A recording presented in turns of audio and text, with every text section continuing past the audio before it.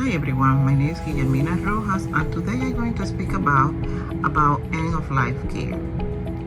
My patient is an 84 years old Hispanic with type 2 diabetes, hypertension, GERD, and COPD. He has a history of 13 years of hypertension, 70 years of diabetes, 70 years of GERD, and 2 years of COPD. He's very friendly and easy to approach. So I chose him to speak with me about end-of-life care. He's retired and he used to work as a bus driver. The patient is married and lives with his wife in a one-bedroom apartment in the city. He has 2 male sons of the age of 40 and 45. They reside close to the patient home. The patient has 2 grandsons between the age of 15 and 18. Who regularly visit him. The support he receives from his family is good. Patient receives home care 3 times a week for 8 hours. The patient's wife reports that he has been stable. The patient has not been admitted to the hospital for the past 2 years. The patient denies chest discomfort, nausea, vomiting, diarrhea, stomach pain, lightheaded, disorientation. Every 3 months, the patient regularly shows up for his checkup and consultation to control his chronic illness. Patient didn't mention significant events in the previous months. I would like to take a few minutes to start talking with my patient about end of life. I would like to let you know that I am not bringing this up because I have any concern about his health. As I previously stated, his condition is stable. However, I believe it's a good time to start this discussion with the patient because he's stable, so we don't have to bring them up for the first time in an emergency. First, who would you want to make medical decision for you if you became incapacitated and unable to speak for yourself? He said, my wife. Who would you be your proxy and why? He said, my wife would be my proxy because she knows me better than anyone else. How did my patient respond to that? He was very affirmative when he responded. Was there a family member involved? Did the family members support the conversation or did they resist? At the time of the visit, of the conversation, only his wife was present.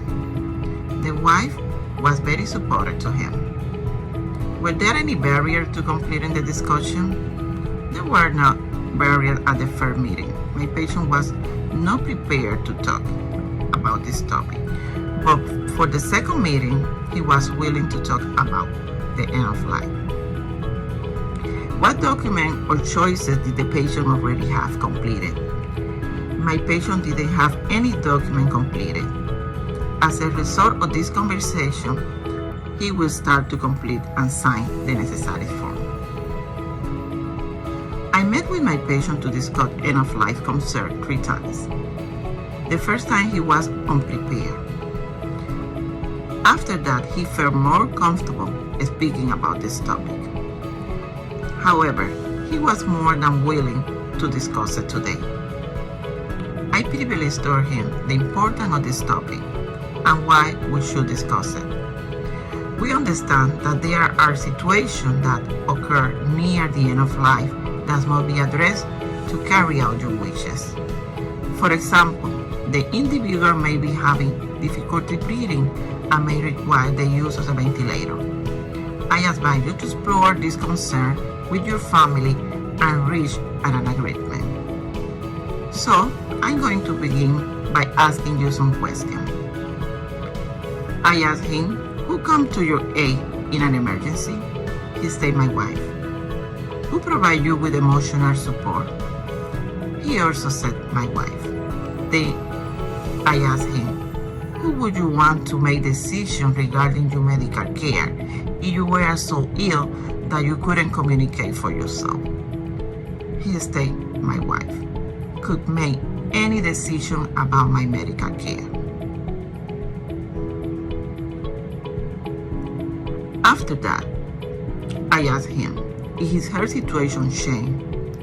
When would he be willing to move from attempting to cure an illness to enjoy the end of life as much as possible? And he answered, when there was no hope for my condition, when the agony of discomfort is so extreme, I believe prolonging such a life is worse than the individual death. During his response, I attentively listened to him and demonstrated empathy. As a result, he will establish trust.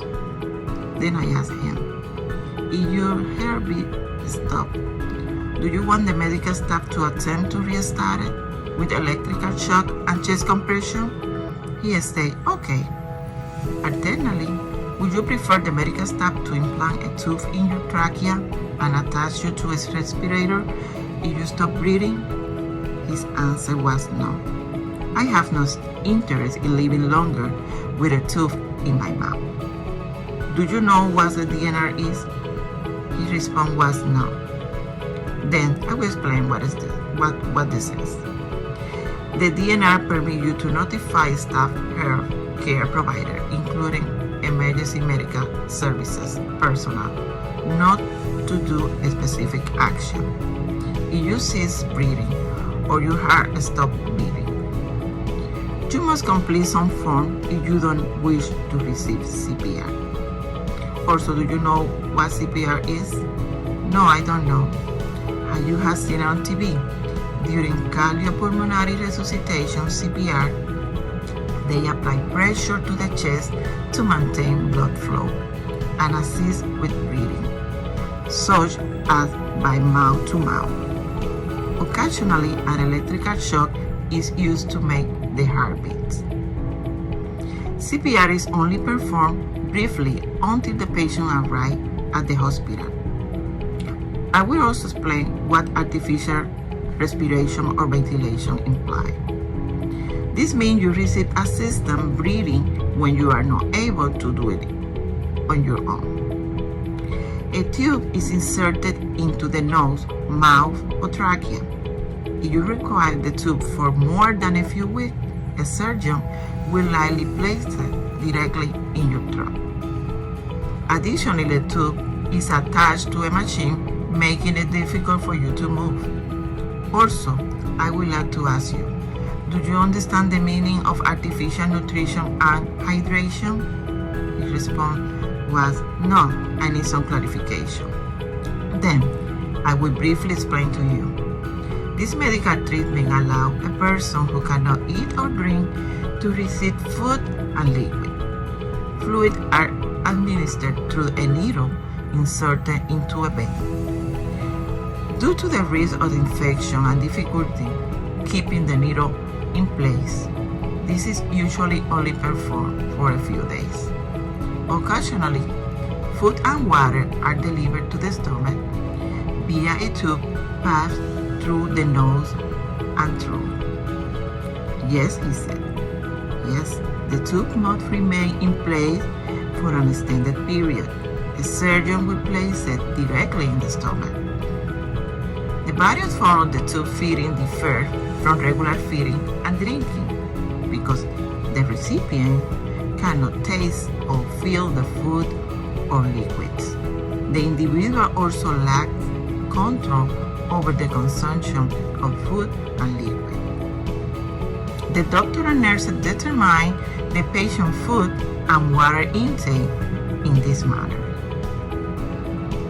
Then I told my patient that occasionally, but not always, the effectiveness of this treatment depends on the presence of other medical conditions. When a terminally ill person cannot eat or drink, this usually indicates that the body has ceased functioning normally and there is no chance of recovery. If this is the case, tube feeding alone will not improve the patient's condition. Then my patient said, I don't want to be bothered during my final days because I want to die in peace. I don't want to be stressed out. Then I asked him, how about pain and relief? Do you know about it? No, I need to know about that. During your final day, doctor can manage pain and discomfort without suffering. A doctor treatment strategy with a patient or family should always include relief. Then, do you know the importance of care planning? His answer said, a little bit, but I need some clarification. He said that he never speak about this before because he gets emotional. Then I said, I will explain the importance of care planning. We will all pass away at some point, but not everyone gets to choose how their final days will be spent. Making time to prepare for care enable your family and medical professional to act on your behalf. They will have to make difficult choices when they are near to passing away. Even if you cannot speak for yourself, an advanced care plan ensures that your value and preference lead you. Let me speak about it. Let me speak about the patient's self-determination. The goal of this act is to communicate and defend a patient's right to self-determination in healthcare decisions. The right to accept or reject medical or surgical treatment is available to adults while competent through advance directive. The living will and the durable power of attorney, so that if such adult become incompetent to make decisions, they can more easily continue to control decisions. I would like to speak a little bit about the living will. It's a legal document that spells out medical treatment that gives you the right to decide whether you keep you alive or not, as well as your preference for other medical decisions, such as pain management, organ donation.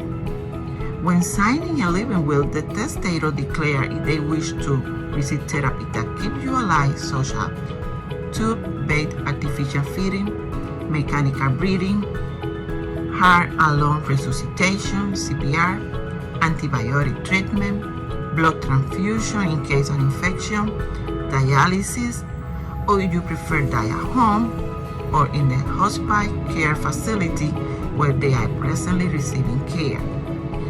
Or after death, if you want to donate your organ, your tissue, your eyes, of gift or anatomy. I want to clarify about do not resuscitate and do not intubate others. You don't need to have an advance directive or living will to have do not resuscitate or do not intubate. To establish your doctor, you tell your doctor about your preference and who will write the order and put them in your medical record. Durable power of attorney for health care, as I mentioned before, is a type of advance directive in which you name someone to make decision for you if you are unable to. In some states, this directive is also called a healthcare proxy or durable power of attorney for healthcare. Then after I finished explaining all this, there was a silence and my patient stated that he no longer wanted to discuss the end of life, that everything was clear. He indicated that he would start with the process of signing his living will. The healthcare process would be his wife, and he will sign the documentation required, such as DNR and DNI. I thank him for taking the time to share his thought with me. I place my hand on his shoulder and I say thank you and then bye. Thank you so much for your time.